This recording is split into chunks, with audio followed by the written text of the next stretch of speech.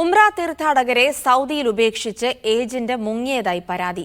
മംഗലാപുരം പുത്തൂർ സ്വദേശി അഷ്റഫ് സഖാഫിക്കെതിരെയാണ് പരാതി. അഷ്റഫ് സഖാഫിയുടെ ഉടമസ്ഥതയിലുള്ള മുഹമ്മദിയ ഹജ്ജ് ഗ്രൂപ്പ് വഴി ഉംറയ്ക്ക് പോയവരാണ് തട്ടിപ്പിനിരയായത്.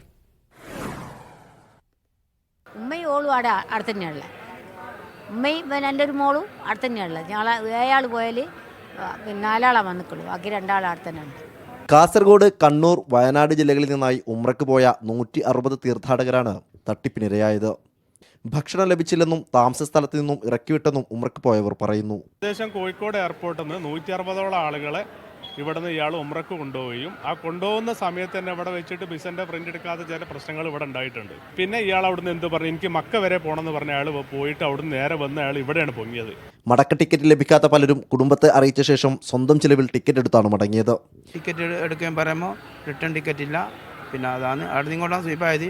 അപ്പോൾ ഒരു ദിവസം ഭക്ഷണത്തിന് പ്രശ്നം വന്നത്. നിരവധി ആളുകൾ മടങ്ങി വരാനാകാതെ ദമാം വിമാനത്താവളത്തിൽ ഇപ്പോഴും കുടുങ്ങിക്കിടക്കുകയാണ്.